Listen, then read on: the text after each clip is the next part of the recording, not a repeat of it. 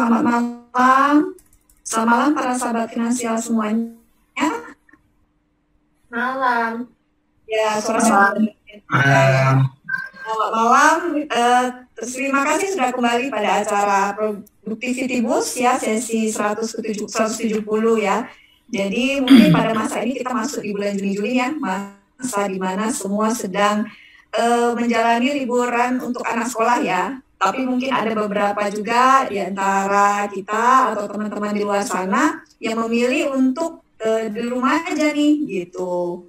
Mungkin ada beberapa alasan, misalkan lagi ada biaya untuk baru masukin anak kuliah nih, atau biaya untuk melanjutkan anak sekolah. Kemudian ada juga mungkin yang memilih kita lihat berlibur di luar atau dalam kota, atau bahkan luar negeri karena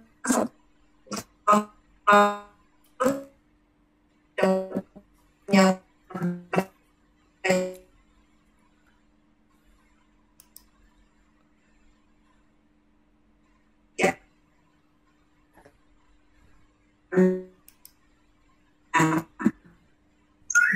Putus-putus suaranya.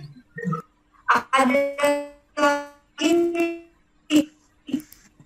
orang hidup enjoy aja kan. Jadi sekarang kan kita aplikasi ya kan, ya sudah sering berpersonal di kota-kota besar dan juga di acara.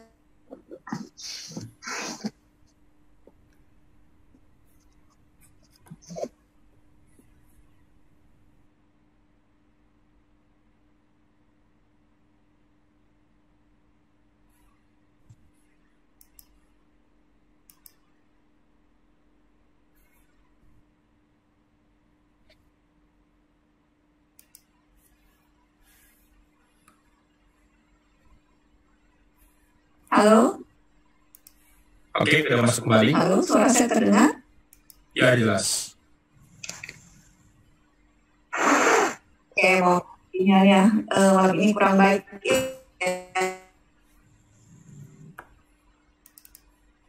Baik, untuk pembicara kita langsung saja orang juga yang punya hobi unik ya, dan juga beliau adalah aktif saat ini untuk mengedukasi banyak orang baik di perusahaan besar juga maupun di organisasi di komunitas.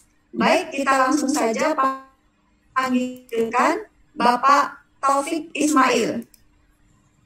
Halo. Halo, selamat malam Pak Taufik. Malam. Apa kabar? Baik, alhamdulillah, Dr. Lee. Oke Bapak, malam ini adalah panggung untuk Bapak. Kita lanjutkan saja, silakan Pak Ismail. Baik, terima kasih. Pertama-tama saya ucapkan terima kasih dulu untuk ini ya, untuk kesekian kalinya mungkin akhirnya saya kembali lagi ke Productivity Boost, ke Amazing Seminar. Ini mungkin udah ada Hendra Sensei belum di sini. Terima kasih banyak Coach Hendra, juga Dr. Tanaka, Dr. Lee malam ini sebagai host ya. Oke. Kita langsung aja, mungkin ini sudah jam 8:20 ya. Saya share screen ya.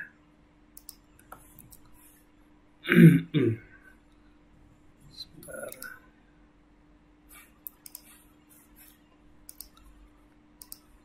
Share screen. Sudah terlihat kah slide-nya? Jelas ya. Oke, baik. Sorry kalau malam ini agak banyak dam-dam, agak ini tenggorokan lagi agak sakit nih. Kayaknya harus ke dokter Tanaka dulu nih. Oke, baik. Siap. Baik, topik kita malam ini kebetulan saya diserahi amanat ya untuk kita bicara malam ini mengenai menentukan tujuan keuangan dengan metode SMART ya, teman-teman semua. Ini saya lihat banyak juga yang udah gabung ya, ada berapa orang ini? 60 orang, lumayan. Oke, sebagai perkenalan mungkin bagi yang belum kenal dengan saya nama saya Taufik Ismail. Kalau biasa mungkin di luar saya punya nama lain mentor keuangan. Jadi selain sebagai seorang edukator. Di sini saya juga saya menulis beberapa buku, dan saat ini juga sedang aktif di sebuah BUMN. Saya juga membuat beberapa konten ya di YouTube, baik di TikTok maupun di Instagram. Silakan aja di follow akunnya, ada Mentor Keuangan serta Gudang Emas dan Perak. Jadi karena kebetulan hobi saya juga selain di personal finance, hobi saya juga tentang emas dan perak. Nah, ini beberapa buku yang sudah saya tulis. Biasanya mungkin setahun 2 tahun sekali saya nulis. Kebetulan yang sekarang ini masih mandek karena berbagai kesibukan. Oke, kita santai aja ya. Di sini mungkin teman-teman banyak yang lebih ahli, lebih paham daripada saya mengenai perencanaan keuangan. Jadi ini kita sharing aja. Mungkin apa yang saya ketahui bisa teman-teman ambil dan kita ambil manfaatnya bersama. Jadi ini sebuah cerita teman-teman ya. Pertama dari si Mbak A nih. Dia bertanya ke seorang Mas, yaitu Mas B ya, yang sebelah kiri. Mas B, untuk hari tua nanti setelah pensiun dari kantor, nanti gimana? Udah ada persiapan belum? Apa masih mau cari kerja lain lagi? Nah, dijawab sama si Mas A, kerja lagi? Enggak lah. Usia udah makin senja ya, pensiun, tenaga juga udah makin berkurang. Pengennya nanti setelah pensiun santai aja, bangun pagi-pagi, sarapan, nonton TV, terus jalan-jalan ke luar negeri. Wah, enak banget nih. Emang udah ada duitnya itu, kata si Mbak. Kan udah nggak kerja aktif lagi. Tenang, kan kita sudah siapkan pesangon dan dana pensiun dari kantor. Sudah ada. Oke, baiklah. Mas B udah siap dengan segala perencanaannya. Sudah ada pesangon, sudah ada dana pensiun. Tapi beberapa tahun kemudian setelah pensiun, ya 5 tahun setelah pensiun, mereka ketemu lagi. Mas B, apa kabar? Wah, udah keliling dunia nih, kata si Mbak. Iya Mbak, udah ke beberapa negara, 3 bulan sekali jalan-jalan ke luar negeri. Asik, pasti banyak pengalamannya nih. Iya sih, memang asik bisa sering ke luar negeri dan bener-bener bebas ya, karena udah nggak kerja aktif lagi. Cuman aku lagi butuh bantuan kamu nih, bisa pinjam uang nggak? Ya seadanya aja buat tambahan makan. Loh, kok bisa? Emang kamu kehabisan uang? B, bukannya ada pesangon dan dana pensiun katanya waktu beberapa tahun lalu kan? Iya, tapi pesangon itu sudah habis dalam waktu 3 tahun. Aku kan sering keluar negeri, baru beli rumah, beli mobil, coba-coba bisnis, dan pensiun bulanan yang aku dapat ternyata nggak cukup buat kebutuhan bulanan. Nggak tahu ya, kok pesangonku tiba-tiba habis gitu aja. Dan dana pensiun bulanan ternyata kecil banget. Ya, gaya hidupmu juga tetap aja ya setelah pensiun. Nggak disesuaikan dengan kemampuan yang ada. Ya, aku pikir dengan adanya pesangon dan dana pensiun bulanan sudah cukup. Ternyata nggak cukup. Ya, itu satu cerita. Nah, sekarang cerita kedua teman-teman. Kalau yang cerita kedua ini kisah nyata. Jadi memang saya kasih nama T itu Taufik ya, karena memang saya sendiri. Ini baru banget terjadi sekitar seminggu 2 minggu lalu lah. Jadi ada teman bertanya ke saya, Fik, apa kabar? Sehat-sehat kan? Kamu kan di fungsi keuangan ya. Kebetulan saya memang kerja di bagian keuangan ya. Dia nanya, by the way, bonus dari kantor akhir bulan ini bakal turun nggak ya? Katanya bakal ada nih. Nah, saya jawab, wah saya nggak tahu, walaupun saya kerja di bagian keuangan, tapi kebetulan saya nggak ngurusin mengenai kapan waktu pemberian bonus perusahaan. Waduh, nggak tahu ya nggak apa-apa deh. Tapi kalau gitu, aku bisa pinjam uang dulu nggak buat bayar uang masuk kuliah anakku? Ternyata harus segera dibayar minggu ini. Nanti akhir bulan setelah gajian aku ganti deh. Nah, ini beberapa cerita yang mungkin akan bisa menggugah kita semua ya. Nah, sebenarnya apa sih moral dari kedua cerita tadi ya? Apa yang bisa kita ambil dari situ? Pertama, tentunya kalau ini tentang perencanaan keuangan, ya udah pasti perencanaan keuangan. Nanti itu jawabannya memang itu perencanaan keuangan. Tapi sebenarnya selain perencanaan keuangan, ada lagi beberapa. Jadi walaupun kalau kita balik ke cerita pertama tadi, Mas A dan Mbak B itu, si Mas B itu sebenarnya sudah punya dana pensiun dan pesangon, tapi ternyata tidak cukup. Nah, di situ akan kita kaitkan nanti dengan tujuan keuangan ya, bagaimana cara membuat tujuan keuangan. Kemudian di cerita kedua yang tadi baru saja berlangsung beberapa minggu lalu, jadi key takeaway-nya. Jadi walaupun kita sudah tahu ya, teman saya udah tahu bahwa akan ada uang kuliah yang harus dibayar dalam bulan ini, ternyata dia tidak siap. Nah, dana pendidikan anak kan juga merupakan salah satu tujuan keuangan yang bisa kita tentukan. Oke, key takeaway-nya sudah pasti mengenai perencanaan keuangan ya teman-teman. Perencanaan uang itu apa? Nah, kebanyakan di sini teman-teman pasti sudah CFP semua ya, atau mungkin RFP atau AWP, QWP, pasti sudah pernah membaca atau mengetahui mengenai proses perencanaan keuangan yang ada di gambar ini dari FPSB ya. Bagaimana kita mengestablish relationship dengan klien, kita menggather data dari klien, kita analisa, lalu kita kembangkan bagaimana kita develop sebuah perencanaan keuangan yang baik, dan kemudian kita implementasikan, dan terakhir di review. Ini adalah proses perencanaan keuangan yang biasa kita lalui ya. Nah, tapi ada juga salah satu yang lebih sederhana, yaitu piramida perencanaan keuangan. Di mana yang paling dasar adalah arus kas yang positif. Kemudian bagaimana kita memanage resiko, dan di baris yang ketiga atau level yang ketiga, nah ini investasi. Atau ini biasa mungkin inilah tujuan-tujuan keuangan kita masukkan ya. Biasanya tujuan keuangan itu dicapai dengan melalui investasi. Walaupun tidak semuanya, ada yang cukup dengan menabung aja sudah bisa untuk tujuan keuangan. Tapi kalau ada yang perlu dilakukan dengan investasi, disinilah kita akan masukkan. Termasuk salah satunya adalah dana hari tua di sini. Dan terakhir adalah distribusi, bisa dengan hibah, waris atau wasiat ya. Oke, ini ada satu video yang mungkin teman-teman bisa kita cek dulu ya. Ini saya ambil dari akun saya. Monggo silakan dilihat sebentar aja. Di dalam dunia penuh peluang seperti saat ini, masih banyak orang yang bingung bagaimana memanfaatkan tabungannya.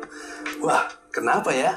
Ternyata hal ini karena banyak orang belum menentukan tujuan keuangannya. Sehingga kebanyakan orang hanya bekerja, dapat gaji, lalu belanja, dan sisanya ditabung.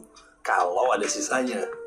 Atau kalau sudah punya tujuan, dia nggak tahu kapan tujuan tersebut akan dicapai, atau sudah mencapai target atau belum. Agar perencanaan keuangan lebih optimal, tentukanlah tujuan investasi.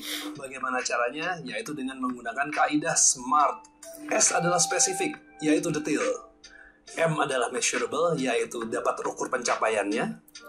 A adalah achievable, alias realistis untuk dapat dicapai.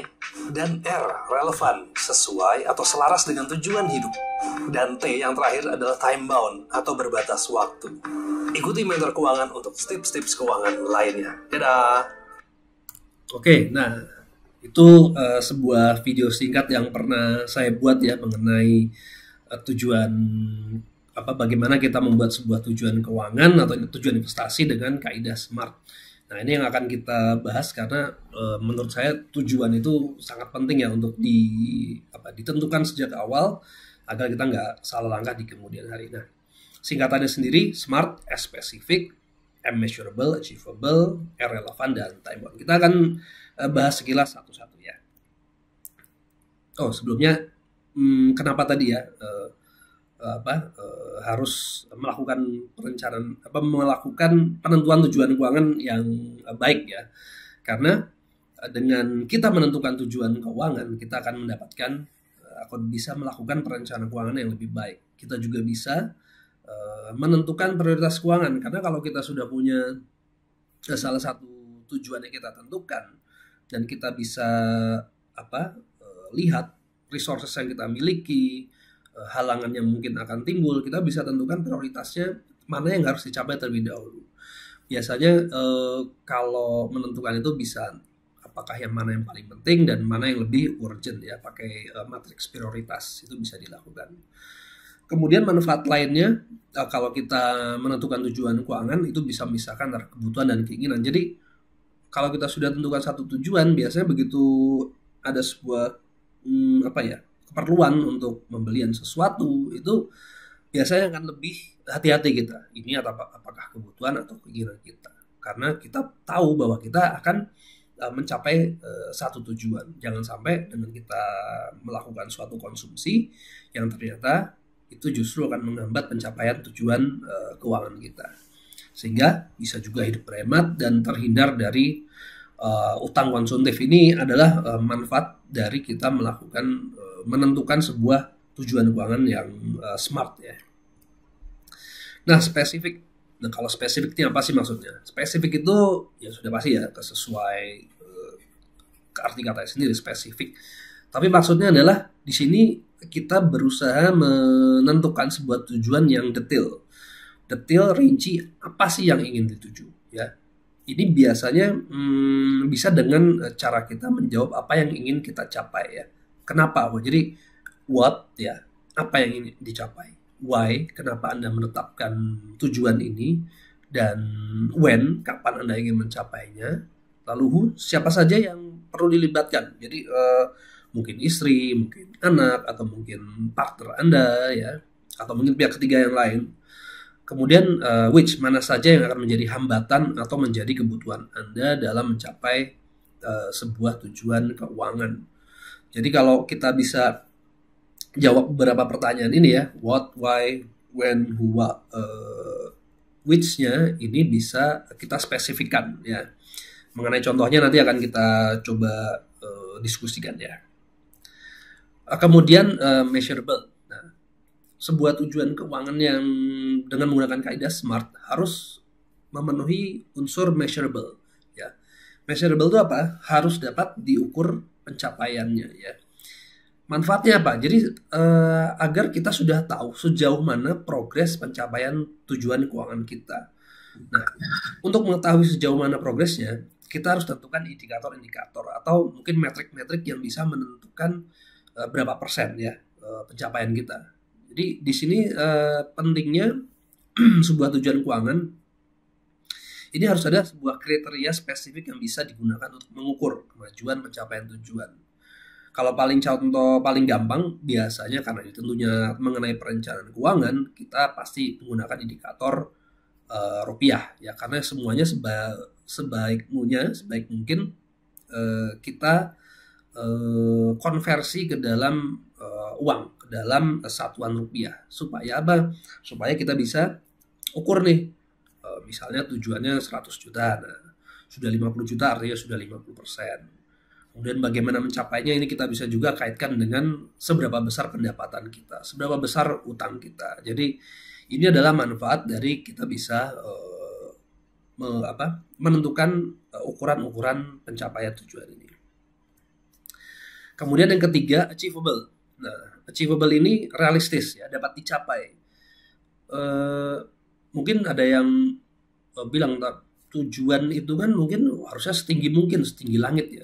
Namanya juga cita-cita. Well, oke, itu sebuah challenge ya, sebuah tantangan. Tapi dalam perencanaan keuangan tentunya kita harus melihat kondisi keuangan kita sendiri. Jadi dalam membuat sebuah tujuan keuangan ini harus challenging, menantang, tapi tetap realistis untuk kita capai ya. Contoh kalau mungkin dari beberapa kalau mungkin saya bercontoh di perusahaan ya, beberapa korporasi mungkin biasanya kita pakai istilah KPI atau Key Performance Indicator. Biasanya tujuan target KPI tahun ini pasti dinaikin daripada tahun lalu. Masa tetap gitu? Atau bahkan menurun kan enggak menantang. Tujuan masa KPI-nya tahun ini penjualan 100 juta, tahun depan 50 juta ya. Biasanya udah tahun ini 100 juta, tahun depan 120 atau bahkan 150. Challenging tapi tetap realistis ya. Tetap sesuai dengan kondisi dan kemampuan keuangan seseorang ya. Apakah tujuan ini benar-benar bisa dicapai ya dengan menimbang waktu, kemudian usaha, serta biaya dan manfaatnya serta prioritas lainnya. Karena sebuah tujuan keuangan pasti seseorang ini ada tujuan-tujuan lainnya ya. Apakah mungkin dana pensiun, ada juga yang dana pendidikan anak, ada dana mungkin untuk perjalanan ibadah. Nah, dari ketiga ini apakah semuanya bisa dicapai secara bersamaan atau perlu diprioritaskan? Mana yang lebih bisa dicapai lebih dulu? Nah, ini pertimbangannya banyak. Waktu, kemudian biaya, kemampuan pendapatan ya. Dan setiap orang pasti akan berbeda-beda prioritas serta pencapaiannya, mana dulu yang harus dicapai ya. Dan terakhir adalah apa saja yang dibutuhkan untuk mencapai tujuan ini sehingga bisa achieve. Ini penting untuk diingat. Jadi achievable adalah realistis untuk dicapai. Kalau pendapatannya mungkin sebulan hanya 10 juta rupiah misalnya, tapi pengen bermimpi misalnya memiliki rumah dengan harga puluhan miliar, mungkin bisa aja itu tiba-tiba dapat rezeki nombok. Cuman sepertinya kalau diusahakan sendiri mungkin agak kurang realistis. Kemudian relevan. Nah, relevan ini adalah bersangkut paut, memiliki hubungan atau selaras. Kalau di video tadi saya menyampaikannya adalah selaras dengan tujuan hidup. Jadi tujuan keuangan ini hanya sebagai sebuah perantara ya. Jadi apa ya? Tujuan keuangan itu kalau menurut saya ini sedikit beda dengan tujuan hidup. Tujuan hidup itu lebih ultimate ya. Tujuan keuangan itu adalah apa yang akan kita capai di dunia ini ya, mungkin dana pendidikan anak tadi, rumah, mobil. Nah ini harus selaras dengan tujuan hidup kita. Jangan sampai menyimpang atau bahkan tidak terkait sama sekali. Mungkin kalau tidak terkait sama sekali bisa aja, boleh aja. Tapi tentunya itu kalau kemampuan keuangan kita mungkin udah kuat banget, jadi sah-sah aja memiliki sebuah tujuan keuangan yang tidak terkait dengan tujuan hidup. Jadi seperti apa ya? Seperti keinginan aja lah gitu, bukan sebuah kebutuhan. Dan terakhir adalah time bound atau berbatas waktu. Nah ini sebuah tujuan keuangan kalau bisa harus dapat ditentukan target waktunya ya. Kapan akan dicapai? 1 tahun, 3 tahun, 5 tahun jangka menengah, atau 7 tahun jangka panjang. Harus dapat ditentukan ya. Pastikan bahwa batas waktu itu realistis ya, tadi ya, achievable, realistis, tapi juga fleksibel. Artinya apa? Kalau di bagian bagaimana proses perencanaan keuangan, di situ kita monitor setiap mungkin setahun sekali. Ya, apakah tujuan keuangan ini masih realistis, masih relevan untuk kita capai ya? Apakah dengan kondisi kita sekarang makin cepat kita bisa mencapai atau malah makin lambat kita akan mencapai tujuan keuangan tersebut. Nah, oke, tadi smart. Tapi kalau kemarin saya coba baca-baca ya beberapa bahan. Jadi kalau sekarang itu ada istilah smarter. Jadi selain spesifik, measurable, achievable, relevant, time bound, juga ditambahkan evaluate dan readjust. Ini sebenarnya sama dengan poin terakhir tadi ya, monitoring. Jadi kalau setelah kita monitor apakah tujuan ini perlu diubah, di-adjust. Nah inilah yang E sama R-nya tadi. Evaluate dan readjust. Oke, itu aja dari saya. Mungkin sebagai pengantar, nanti kita diskusi tanya jawab aja nih. Demikian Dr. Tanaka, Dr. Lita. Terima kasih. Ya, terima kasih Pak Ismail. Jadi dapat tips sederhana dan sangat mudah ya kita ingat ya bagaimana menentukan tujuan keuangan dengan menerapkan kaidah SMART. Jadi harus spesifik, jadi harus terinci ya Pak ya, harus detail. Kemudian selain detail itu harus bisa diukur. Kemudian kita menentukannya juga istilahnya harus sesuai dengan realistis ya Pak ya. Jadi sesuai dengan ya kebutuhan dan kemampuan gitu ya Pak. Dan juga harus selaras dengan tujuan hidup. Dan jangan lupa juga yang terakhir itu harus ada takaran waktunya ya, batas waktunya. Dan setelah itu harus jangan lupa untuk dievaluasi dan kalau perlu kita adjust lagi. Dan dengan tujuan keuangan ini kita harapkan jadinya kita punya perencanaannya lebih baik ya Pak ya. Jadi kalau sudah terperinci dengan baik tentunya diharapkan kita dapat hasil mencapai tujuannya lebih cepat gitu. Ya, nah teman-teman semuanya, sahabat semuanya, nah, yuk kita gunakan momen ini untuk lanjut ya berdiskusi dengan Bapak Ismail. Mungkin sudah ada beberapa pertanyaan masuk dari teman-teman semuanya. Silakan Dokter Tanaka, ada pertanyaan. Oke, jadi ini ada yang sudah japri ya, sembari nunggu juga dari yang di kolom chat. Nah, jadi teman-teman tadi ya, saya juga hari ini dapat insight baru ya dari Pak Taufik, udah ngajarin kita, udah ingatin lagi. Kalau kita misalnya mau tujuan keuangan, gunakan tadi teori SMART, kemudian ada smarter lagi, kemudian spesifik ya. Nah, jadi ada pertanyaan yang diberikan ini, Pak. bagaimana sih misalnya ya, kadang-kadang kan kita tahu ya, kadang orang, wah gue ngalir aja deh, gue YOLO aja gitu ya. Jadi kalau kita nanya, apalagi kita di CFP gini ya, teman-teman di sini kan banyak yang backgroundnya dari perencana keuangan ya, baik yang independen maupun yang berafiliasi, baik dari investment atau insurance. Saya yakin pasti nggak asing sih kalau misalnya jumpa dengan nasabah atau responden gitu ya, yang kita nanya, apa sih tujuan keuangan lu gitu. Nah seringkali dia ngomong, tujuan keuangan, buru-buru tujuan keuangan, mau makan malam aja saya bingung, cukup nggak tuh biaya gitu. Nah, kira-kira kalau seperti gini bagaimana tipsnya? Atau Vi, silakan. Iya. Itu sering banget emang, Dok. Tujuan kayak memang kebanyakan, atau bukan kebanyakan, banyak lah ya orang yang begitu ditanya punya tujuan apa, kadang dia bingung untuk menentukan apa sih tujuan keuangan dia. Jadi gini, misalnya baru dapat nih rezeki nomplok ya dari perusahaan bonus. Wah, buat apa men gitu kan? Ya ditabung aja. Ditabung. Buat apa ditabung? Ya nggak tahu. Udah biasa gitu aja tabung. Padahal mungkin dia belum memiliki dana darurat misalnya. Nah, tabunglah itu berarti simpen dong dana daruratnya di satu tempat yang lebih aman gitu ya. Atau mungkin dia beli emas gitu. Beli emas. Fik, gue mau beli emas, Fik. Berapa? 10 gram. Oke, ini 10 gram. Iseng-iseng aja, buat apa sih beli emas? Ya, disimpan aja gitu. Ntar siapa tahu kalau 2 bulan lagi harganya naik, jual lagi. Oh iya, jual lagi. Terus untungnya buat apa? Ya nggak tahu, paling buat ya dimakan. Wah, itu banyak banget cerita-cerita seperti itu. Jadi, kalau kita nggak punya sebuah tujuan keuangan ya, ini kayak tadi ya, kita itu seperti nggak terarah, Dok. Ya, perencanaan keuangan itu, personal finance itu ibarat sebuah map, sebuah peta jalan, sebuah ya peta ya, bagaimana kita dari satu titik pengen ke titik lain, dari satu kota pengen ke kota lainnya. Kalau kita nggak punya maps, sebuah tujuan, ya udah kita akan selalu jalan tak tentu arah. Ya. Apakah ada orang yang seperti itu? Ada. Biasanya ini anak-anak muda nih yang baru-baru, pokoknya dapat terima gaji ya udah uang habis kemana aja, buat nonton, buat makan, buat pergi kemana-mana, tabungan nggak ada, terus yang ada cicilan tambah terus buat beli mobil segala macam. Akhirnya begitu pada suatu saat, suatu titik, begitu ada kebutuhan misalnya mau menikah, lalu ada satu kebutuhan lain, dia heran, kok saya nggak punya apa-apa ya, nggak punya aset ya. Nah itu biasanya kalau nggak punya tujuan keuangan, duitnya itu seperti nggak rupa gitu. Ya, karena kebanyakan hanya konsumtif aja, hedon gitu ya, tidak dirupakan dalam suatu aset atau ya suatu simpanan tertentu lah.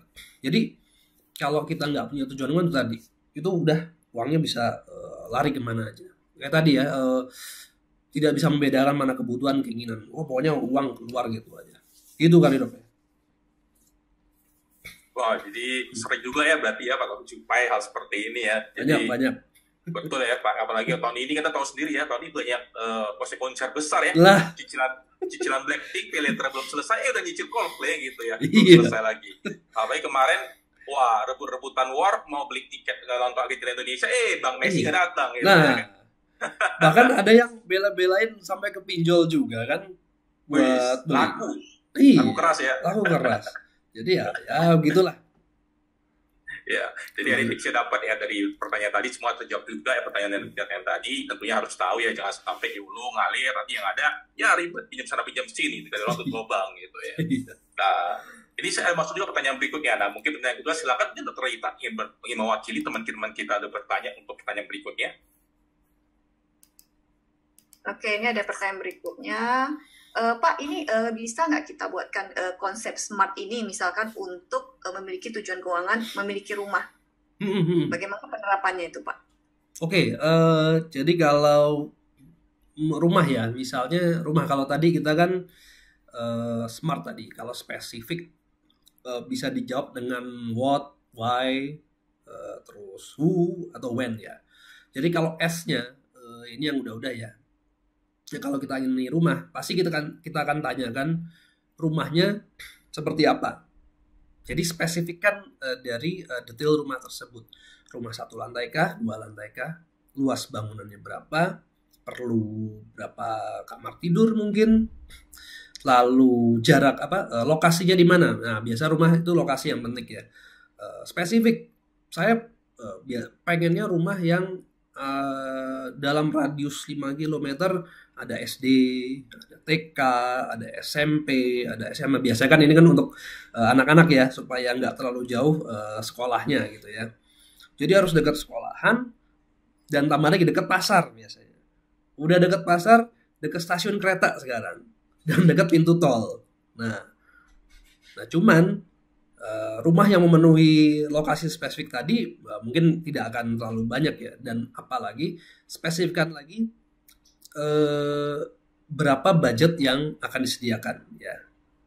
Jadi udah rumahnya di mana lokasinya, kemudian budgetnya berapa, mungkin itu yang bisa dispesifikkan dari sebuah tujuan keuangan rumah.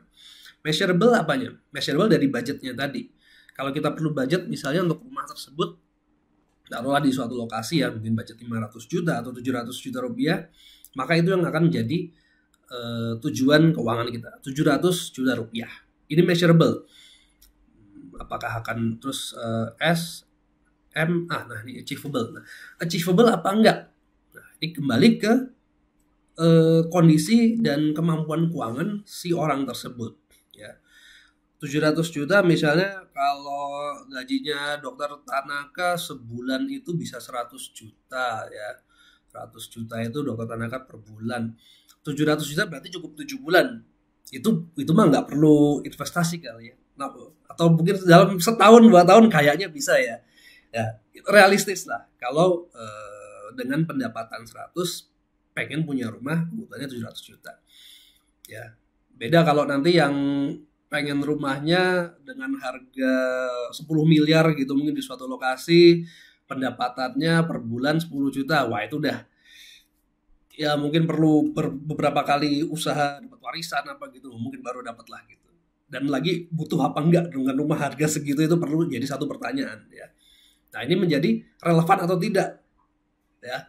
Relevan apa enggak sih punya rumah dengan harga sekian seperti itu. Kalau pendapatannya tadi ya mungkin tadi 100 juta per bulan, rumahnya cukup dengan 700 juta, dan itu sepertinya masih oke, masih achievable, realistis, dan relevan dengan tujuan hidup. Tujuan hidup nih biasanya apa sih? Ya mungkin kita pengen nyediain rumah yang layak untuk keluarga, kita pengen memberikan pendidikan yang terbaik untuk anak, jadi cariin lokasinya yang cukup dekat dengan rumah.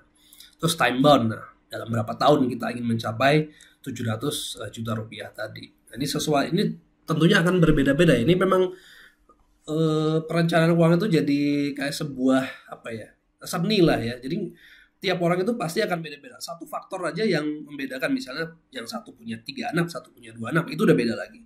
Satu rumahnya di Sentul, satu rumahnya di Bogor, beda lagi. Satunya di Bekasi, beda lagi. Bagaimana kita meramu sebuah plan book yang baik untuk seorang klien. Itu mungkin Dr. Lee. Oke, baik. Terima kasih Pak Ismail. Yuk kita lanjut ke pertanyaan berikutnya. Oke, jadi tadi menarik banget ya. Jadi ternyata beli rumah itu bukan hanya ngelihat ada promo ya, misalnya beli rumah, misalnya bonus laptop harus dibeli rumahnya gitu ya.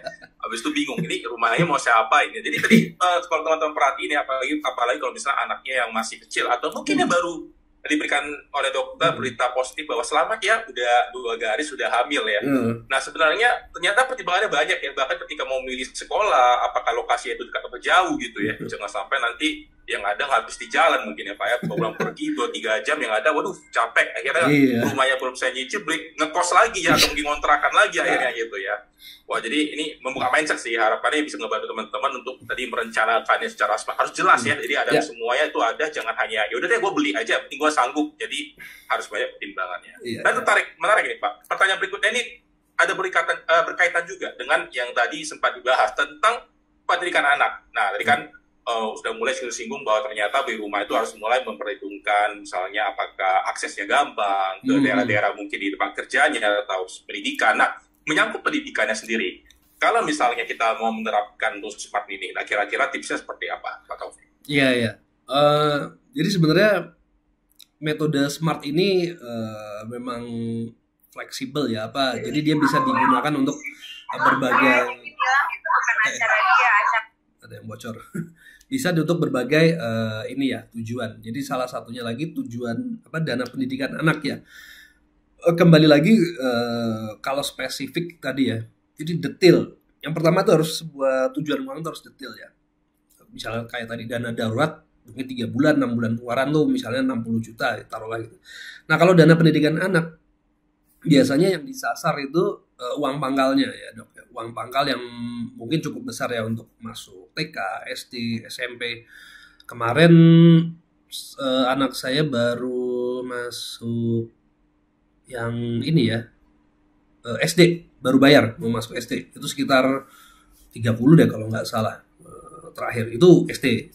Yang SMA juga ada, kemarin baru masuk lagi juga sekian puluh. Memang itulah yang akhirnya jadi target kita ya, measurable. Kembali measurable-nya itu adalah dari budget yang akan kita sasar. Nah, spesifiknya apa? Nah, teman-teman sebaiknya biasanya kalau kita cari sekolah ya untuk anak, itu biasanya udah setahun 2 tahun sebelum itu sudah kita sasar, cari info ke teman-teman, ke tetangga-tetangga atau ke alumni anak ke teman yang anaknya sudah sekolah di sekolah tersebut. Dan yang perlu diperhatikan satu lagi nih, Dok ya. Kalau kita misalnya anak kita tahun depan akan masuk SMP gitu misalnya, tahun 2024 gitu ya. Biasanya kita kan selalu bikin di mungkin di tabel Excel-nya ya. Tahun 2024 akan digunakan. Menurut saya itu perlu dikurangin 1 tahun lagi, Dok, biasanya. Karena untuk masuk sekolah tahun 2024 bayarnya biasanya tahun ini 2023 itu udah pendaftaran tuh udah dibuka biasanya bulan Oktober, November, dan sudah mulai mencicil atau udah harus dibayar uang pangkalnya. Jadi biasanya saya selalu menyarankan ke beberapa teman, masuk sekolahnya kapan? Tahun depan. Kan nanti berarti siapinnya uangnya tahun depan. Yang bener. Emang udah buka pendaftaran belum tahun ini? Udah. Berarti harus dibayar tahun ini. Uangnya masih akan di tahun depan. Jadi spesifikkan sekolahnya di mana, kapan waktunya akan mulai dibayar, dan jumlahnya berapa. Itu spesifik. Measurable tadi, budgetnya sama. Achievable atau tidak, nah ini masing-masing orang tua akan sangat ini ya, ini benar-benar preferensi masing-masing. Ada orang tuanya yang tidak masalah sekolah di sekolah negeri, ada yang pengennya di sekolah swasta yang ini, ada yang pengennya di sekolah swasta yang itu. Nah, sekolahnya yang harus yang itu. Nah, macam-macam. Ini kembali lagi ke kondisi dan kemampuan keuangan masing-masing orang tua. Kalau misalnya taruhlah SPP-nya cukup tinggi gitu ya, ya sebaiknya ini harus dihitung ulang ya. Pilihannya antara tetap di sekolah tersebut dengan SPP yang cukup tinggi atau mengendalikan pengeluaran di pos-pos lainnya. Itu yang harus dihitung oleh teman-teman ya sebagai perencana keuangan. Lalu relevan atau tidak? Nah, ini kaitkan lagi dengan tujuan hidup teman-teman. Apakah memang bersekolah di sekolah tersebut memang cocok untuk si anak? Biasanya ini kalau udah yang tingkat lanjut kali ya, mungkin ada yang udah pengen berminat di bidang farmasi, maka ya sekolahnya di SMK farmasi itu akan sangat bagus. Minatnya di broadcasting atau video, mungkin di SMK bidang tersebut, atau universitasnya bukan ekonomi nah itu akan sangat menentukan. Jadi udah bisa ditentukan nih apakah relevan atau tidak dengan tujuan berikutnya. Dan time bound sama, kapan akan digunakan gitu. Oke, thank you Mas Taufi. Jadi juga hari ini, malam ini kalau harusnya para orang tua hadir bersama malam ini sangat berguna banget ya. Terutama tadi kita tahu sendiri, zaman sekarang sekolah ini pakai PO gitu ya, istilahnya pre-order ya. Tahun depan masuk, tahun ini udah ready gitu ya. Kalau nggak ready, siap-siap di atas lodak itu dia gitu ya. Jadi betul juga, ini yang saya rasain juga ya. Tentunya hal-hal yang paling mendekatkan untuk orang tua ini selain cicilan KPR nih ya SMS dari sekolah gitu ya, notifikasi sekolah ya.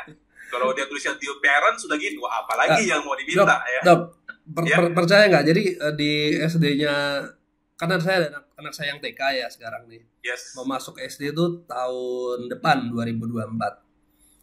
Kan sekarang nih baru kenaikan kelas ya, baru lulusan ya. Nah, tapi untuk masuk tahun depan itu uang sekolah, uang pangkalnya itu udah mulai dicicil dari sekitar 2-3 bulan lalu. Jadi bahkan sebelum tahun ajaran ini mulai, itu sudah mulai bayar. Itu luar biasa. Jadi persiapannya kayaknya perhitungan kalau dana pendidikan itu nggak boleh di tahun tersebut, harus dikurangi 1 tahun. Wow, jadi masukan juga ya Pak Taufik, terutama untuk kita menghandle klien-klien ini kalau keluarga muda ini ya, jangan sampai kebobolan ya pada saat diminta, tiba-tiba duitnya nggak tersedia, bahaya juga gitu ya. Jadi udah harus disediakan 1 tahun sebelumnya. Ya, kemudian ini juga menarik sih. Jadi kalau tadi kita melihat sharingnya dari Mas Taufik, kita tahu ya ternyata selain kita memprepare anak ini sesuai dengan kemampuan akademiknya, kita harus tahu sanggup nggak kita memprepare dari jauh sebelumnya. Bahkan bisa katakan mungkin amannya 1,5 tahun mungkin ya, kalau misal dia 2-3 bulan sebelum dicicil ya, seperti itu ya. Nah, itu masih ini loh ya Pak Topi ya, masih anak-anak yang mungkin cuman mikirin sekolah. Belum lagi kalau seperti saya ini aja baru dapat ini kejutan dari anak saya juga ya, yang perempuan ini katanya, "Daddy, gue pengen les piano." Terus segini, wow, oke, baik, mari kita cari gitu. Dan begitu kita mau ngeles piano aja, kita datang kita lesnya, dia akan ngomong, "Bapak sudah punya piano belum di rumah?" Wow, muncul lagi hal yang baru kan, harus kita masuk ke budget gitu. Itu pengeluaran baru lagi dong, beli piano. Anak serem ya jadi ya Pak, betul ya. Jadi kalau gini udah kayak curhat bapak gitu kita jadinya. Betul, tapi ini teman-teman ini harus kita sadarin. Jadi tadi Mas Taufik membuka wawasan kita juga di sini, kita harus menghitung dengan benar-benar budget ini, harus jangan sampai ketika di saat perlu baru kita sibuk. Jadi udah harus direncanakan jauh sebelumnya gini. Jadi semoga nanti kita bisa berjumpa lagi dengan Mas Taufik. Jadi mungkin pembahasannya akan lebih detail ya, karena malam ini masih beberapa pertanyaan lagi ya, kita hold dulu. Tapi ini cukup membuka wawasan. Dan nanti kalau teman-teman yang masih tertarik, nanti boleh cek akademi. Saya mau request lagi Mas Taufik untuk bawa khusus pendidikan anak gitu ya, biar bisa lebih detail ya bahas. Nah, baik. Ini ada juga curhat nih, dan ini dari Bu Santi Rupawan ya. Bener, sekolah masuk bulan Juli, Desember mulai ada bulan cicil. Wah, lebih kejam nih Pak, 6 bulan sebelumnya. Iya. Lebih kejam lagi gitu. Udah mulai cicil. Ya, the best way to predict the future is to create it. Yes, thank you Pak Rusdi. Jadi ada wah nih, jadi nampak di sini yang mana yang sudah memang benar-benar ngerasain beban sebagai bapak dan mama gitu ya. Baik, ini ada pertanyaan berikutnya, Dr. Lita silakan. Mungkin the next question silakan. Oke. Tadi sebenarnya kalau konsep pendidikan anak dan properti rumah yang tadi dijelasin Pak Taufik itu dengan metode SMART itu begitu sangat simpel ya, sederhana ya Pak ya. Tinggal gimana kita mempraktekkannya ya Pak ya. Itu yang nggak simpel. Ada yang lebih simpel lagi loh Pak Taufik. Apa tuh?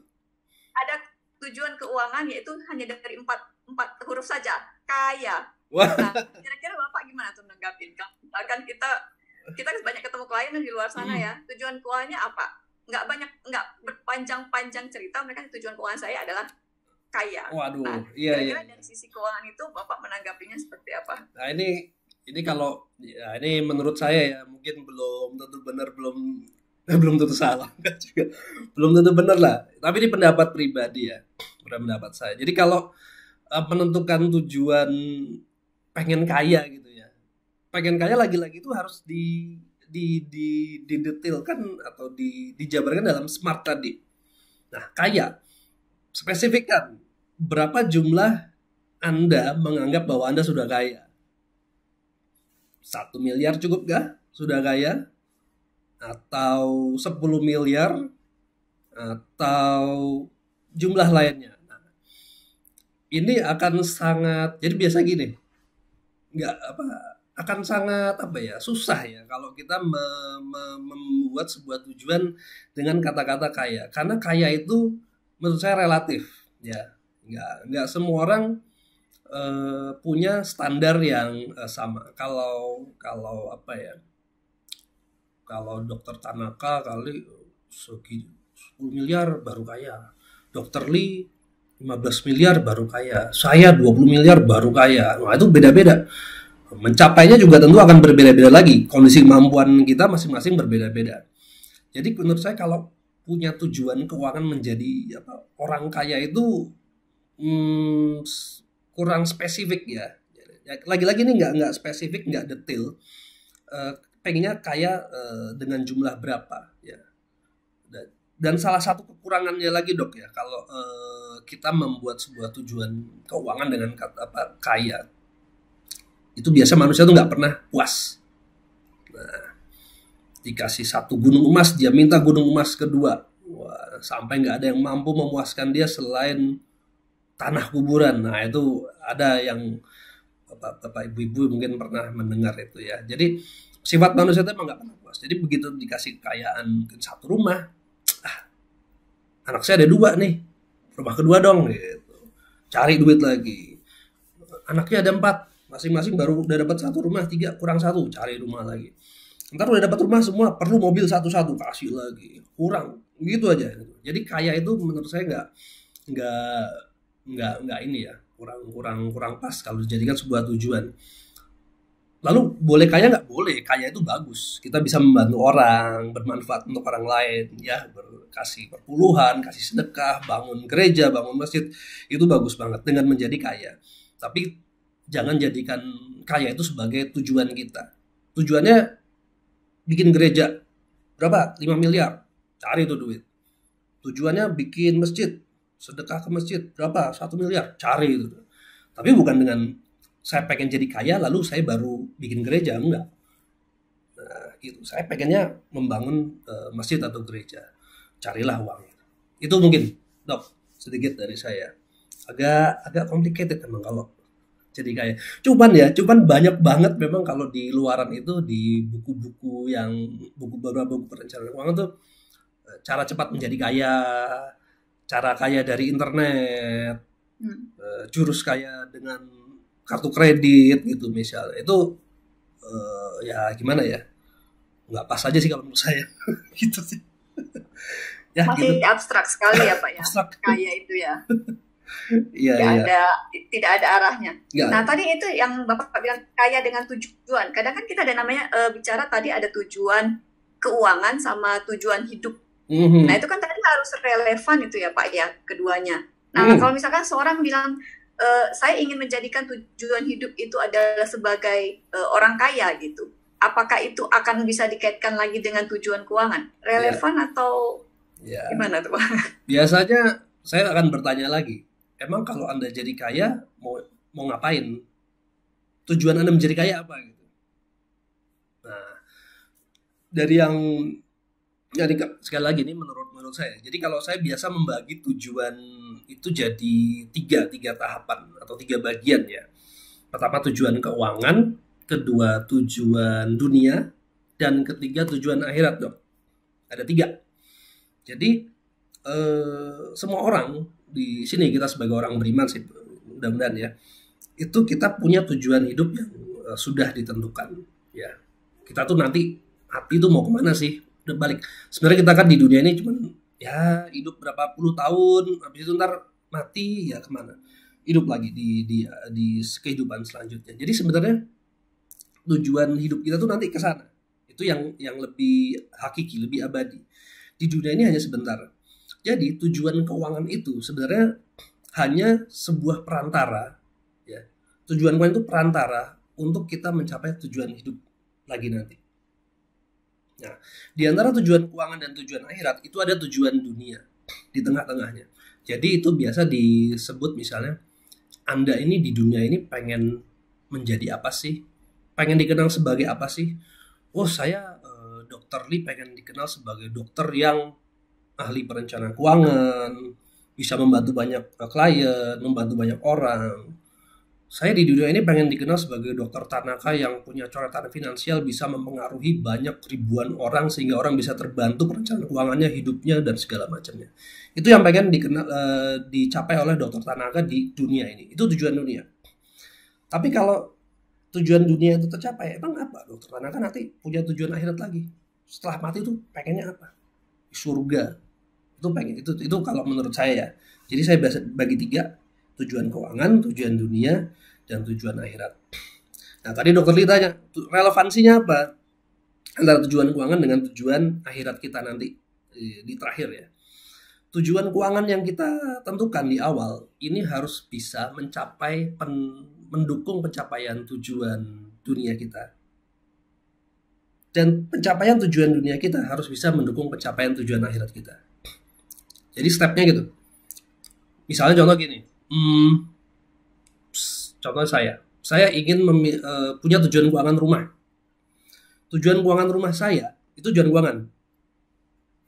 Bisa nggak mendukung pencapaian tujuan dunia saya? Saya di dunia ini pengen dikenang sebagai seorang ayah yang bisa memberikan tempat berlindung bagi keluarganya dengan rumah yang nyaman sehingga keluarga saya bisa beribadah, sekolah dengan baik di dekat rumah, kemudian bisa menjaga harta aset saya dengan baik dan lain sebagainya. Jadi saya perlu sebuah rumah yang aman, nyaman, dekat pendidikan dan segala macam. Memang kenapa kalau saya punya rumah yang dekat dengan pendidikan, dekat masjid misalnya, kemudian bisa anak-anak saya bisa sekolah dengan baik. Karena saya ingin mendidik anak-anak saya supaya menjadi anak yang soleh misalnya. Saya juga ingin beribadah dengan nyaman gitu misalnya. Kalau anak saya soleh, nanti anak saya udah meninggal, saya bisa didoakan terus oleh anak saya yang soleh tadi. Rumah saya dekat tempat ibadah, saya bisa beribadah dengan baik dan cepat di rumah ibadah tersebut. Sehingga harapannya saya di akhirat nanti bisa hidup aman gitu, nggak masuk neraka. Dan tadi soal kaya tadi ya, kaya ini menurut saya lagi, kaya itu nggak menjamin kita bakal masuk surga. Tapi hidup kita kalau miskin juga nggak bakal masuk neraka, belum tentu masuk neraka. Ya, kaya itu nggak menjamin kita akan masuk surga. Dan kalau kita miskin, juga belum tentu kita akan pasti masuk neraka. Jadi sebenarnya bukan soal kaya atau miskin, kalau dihubungkan dengan tujuan akhirat tadi. Tapi bagaimana kita beramal ibadah, dengan sesama, dan segala macamnya. Nah, gitu kali dok. Bulat ya dok ya, pusing dengarnya. Wow, jadi ini nanti Mas Taufik sharingnya ini udah dapat bonus gitu ya teman-teman ya. Kira kita nanti hanya berbicara tentang keuangan doang, ternyata wow, tujuannya bisa kita breakdown bahkan setelah dunia dan afterlife yang akhirat ya. Jadi luar biasa sih, itu sangat membuka pikiran ya. Jadi banyak orang di luar sana berpikir, ngapain gua sedekah, boro-boro sedekah, uang untuk keluarganya nggak cukup. Ternyata itu bisa dibuat jadi tujuan keuangan di mana ya udah gue pengen sedekah misalnya punya 1 M, kita cari, kita breakdown ya. Itu keren, itu insight yang baru ya. Kita melihat dari sisi yang berbeda gitu. Jadi jangan nunggu sampai punya uangnya baru mau ya, tapi udah kita susun dari awal. Wow, luar biasa banget. Dan benar ya, tadi saya sepakat benar kalau misalnya kaya belum tentu masuk surga. Intinya ya, amit-amit di luar sana banyak yang kaya dari money game ya, dari korupsi itu kan. Ini kalau kata Hendra Sensei nggak ekologis gitu, nggak konstruktif, nggak ekologis ya. Walaupun dia positif mungkin dari segi harta nambah, tapi dia nggak ekologis gitu. Atau dia kayaknya dari ngerusak lingkungan, kayaknya dari buat polusi udara makin parah gitu, kayaknya dengan buat anak-anak jadi sakit karena kerjaan pabriknya gitu ya. Jadi sangat membuka mindset sebenarnya sih kalau teman-teman perhatikan ya. Jadi sebenarnya kalau tadi teman-teman melihat ternyata ketika kita buat goal itu selain smart ya harus tadi memenuhi ketiga tadi, keuangannya dapat, dunia dapat, akhirat dapat gitu ya. Jangan nanti dia kaya-kaya pas meninggal anak cucunya semua malah dicaci maki gitu, terima ini ya sisanya gitu ya. Luar biasa banget. Jadi saya hari ini juga ya dapat banyak insight baru. Nah, mungkin juga kalau kita ada di sini ya waktu juga yang membatasi kita. Nah, mungkin saya akan bantu rekan saya Dr. Lita untuk memberikan closing statement pada malam hari ini. Silakan. Thank you sebelumnya ke Mas Taufik sebagai narasumber pada malam hari ini. Silakan Dr. Lita. Oke, terima kasih Bapak Ismail atas waktunya ya, sharingannya sungguh luar biasa malam ini ya. Ini udah pertengahan tahun nih. Jadi setelah sesi malam ini ya masing-masing kita mungkin menata lagi ya map finansialnya ya, tujuan keuangannya ya untuk tahun depan lebih baik lagi.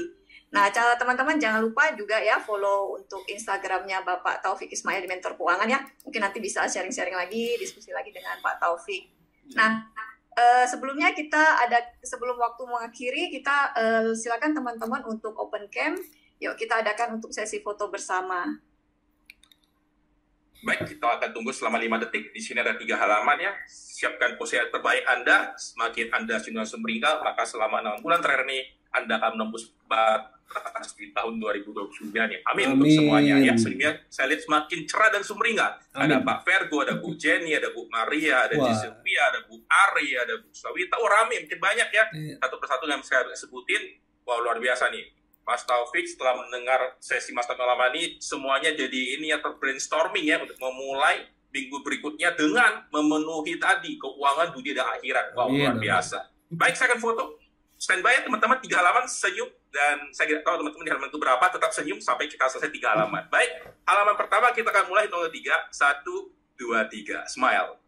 Oke, halaman kedua tetap tahan senyumnya. Iya, 1, 2, 3. Dan halaman ketiga, 1, 2, 3. Oke, thank you teman-teman semuanya. Saya mewakili narasumber kita malam hari ini, Mas Taufik dari Kasih Telita, mengucapkan selamat beraktivitas, selamat memulai pekan Anda berikutnya, tetap produktif, tetap aman, dan tetap sehat. Sampai jumpa di Productivity Boost berikutnya. Jangan lupa follow juga dari Instagram, daripada narasumber kita, Mentor Keuangan. Dan kalau Anda ingin mendengar lebih detail lagi tentang breakdown tadi, request ke panitia untuk kita mengundang kembali Mas Taufiknya. Thank you semuanya. Thank Selamat you. malam. Thank you. Makasih, Dr. Tanaga, Dr. Maria. Selamat malam. teman-teman, makasih. Thank you. Thank you. Thank you Pak Taufik, Dr. Tan, pamit ya. Ya.